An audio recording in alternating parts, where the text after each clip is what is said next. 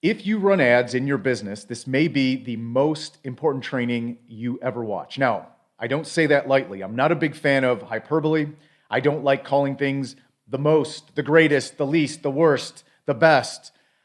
I, again, do not say this lightly, that if you are running ads, again, Facebook ads or otherwise, but particularly Facebook ads for several reasons that I'll talk about, if you run ads in your business and you're using ads to grow your business or you're testing ads for your business, this may be the most important training you will ever watch, because if you don't understand the economics of your ads as they relate to the economics of your business, so understanding the math in your ads, you will waste time and you will waste money figuring out if the ads will work.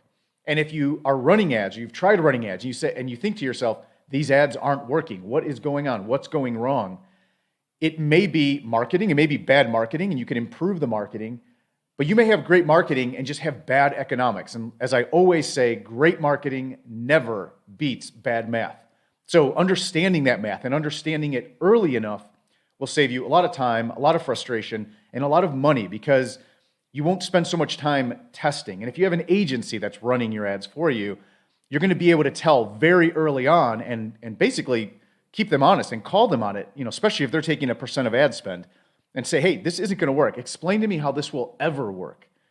Once you watch this training, you will understand. Once you understand this concept of the economics of your ads, the soft stats versus the hard stats, and how it all breaks down, you're going to be able to understand what's happening way sooner and be able to make judgment calls and optimization calls and say, yes, scale this, no, cut that, it's never going to work, and move forward. And you may realize overall that because of the competitiveness of your market, this just isn't going to work. Like, these ads may never work. So let's dive into it. I want to break this down. Follow along with me. If you are listening to this, please watch the video. I think it's always helpful to see it. I was just recently was listening to a podcast on, I think it was the Knowledge Project, and the guest was talking about how we're all visual learners. Like, some people like to think, oh, I'm more visual, I'm more auditory or whatever. And we can have certain strengths in certain areas, but all of us as humans are visual learners. That's why we hand gesture, right? We use our hands and we explain and we do this. So while it's great to listen, and I get it if you're kind of multitasking or driving or whatever, if you can have a chance to watch the video, you can click the link in the show notes, and you can watch me as I break all this down, okay? So let me go ahead, share my screen, and I'm going to talk through this. And if I do my job, you'll walk away feeling a lot more confident about what's happening with your ads. Okay, so I've broken it down into several categories, and I'm gonna drop the menu down on some of these here as I explain the concept. I didn't want to just throw a whole bunch of numbers at you, because it's important to understand each step.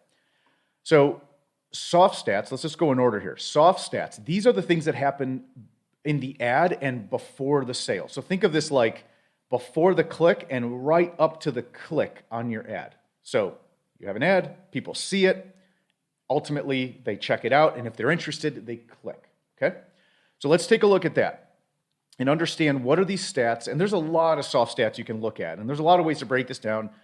This is one of the first things we do with our clients in Ecom Legacy is we look at it, and very quickly we can tell if something is even viable before we have to go on forever. And for us, it's really important to do this because we're 100% on a performance-based model. So literally, the client pays nothing unless there's a result. So it's all out of pocket for us until we can get a result. So it's very, very important. So our incentives are aligned in Ecom Legacy, which is why we hone in on these things.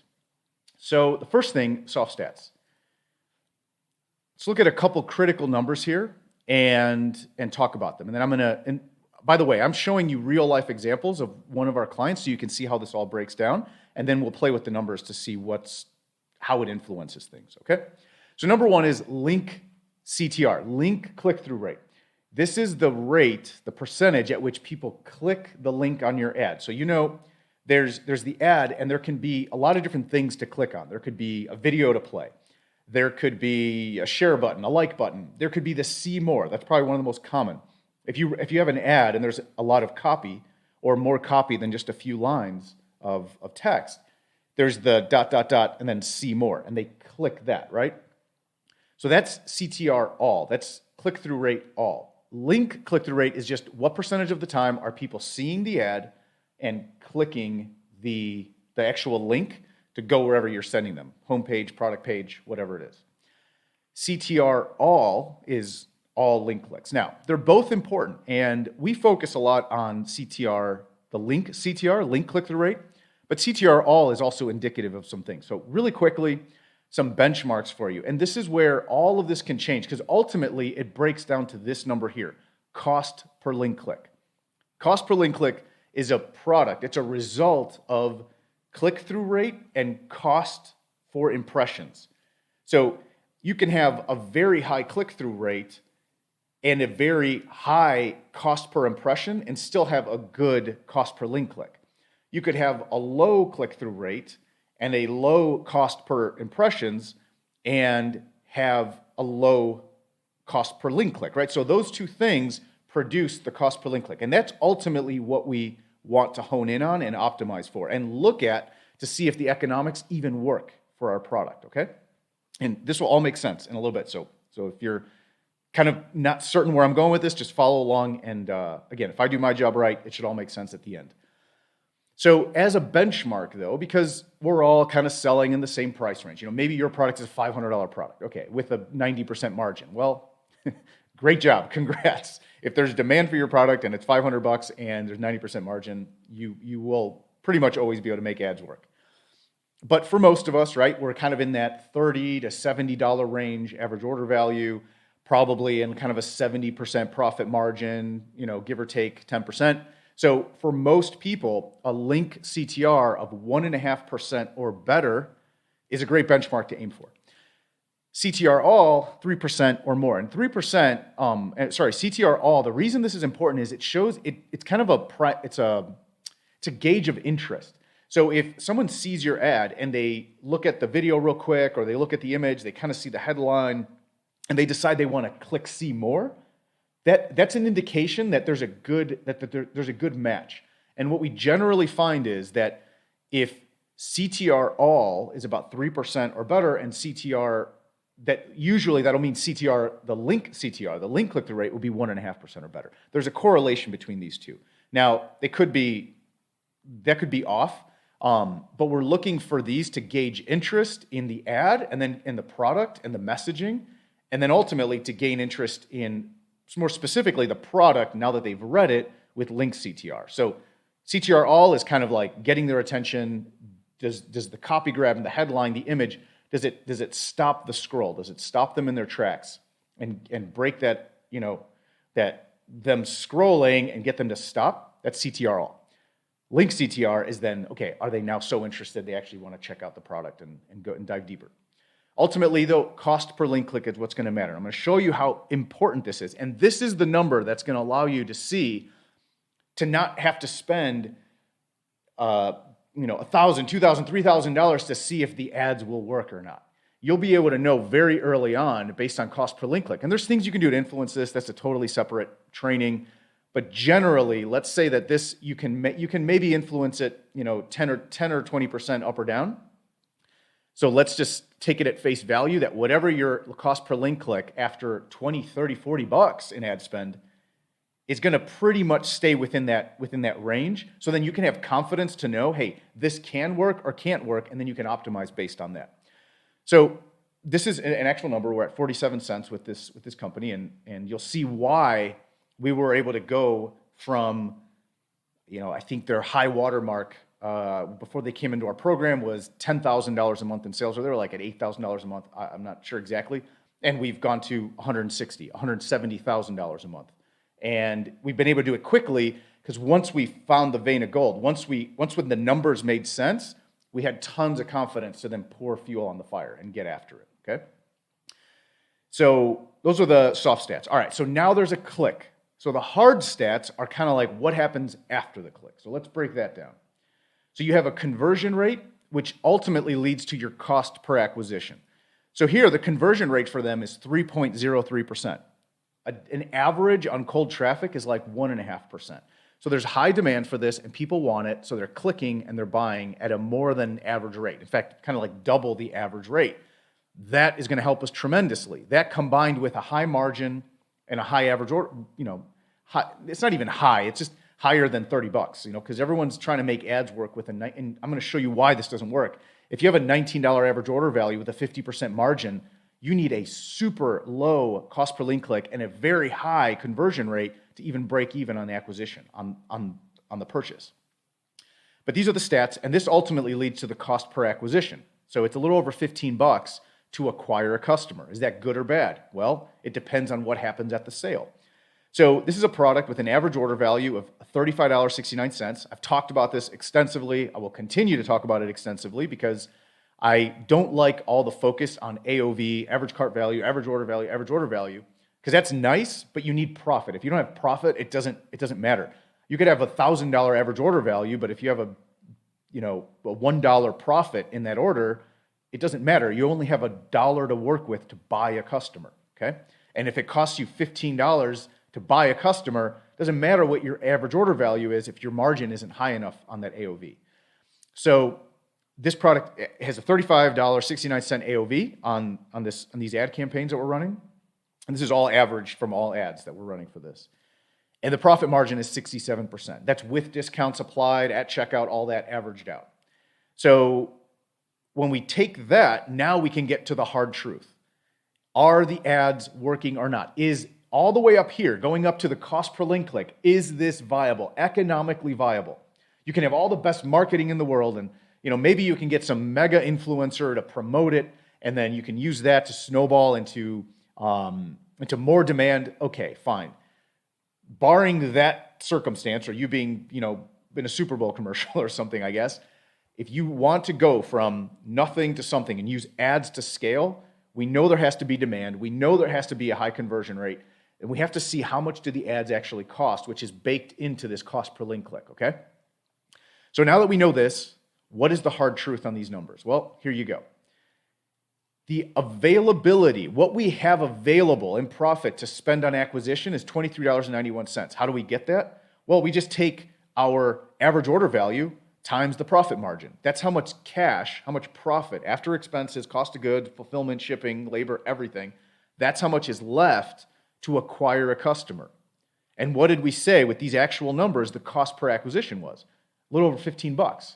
So would you say that the economics on this work? Absolutely. There's a profit of $8.40 every single time someone clicks the ad and buys. Every single time. Now, I've talked about ROAS and break-even ROAS in a separate video. Go watch that. That's super important.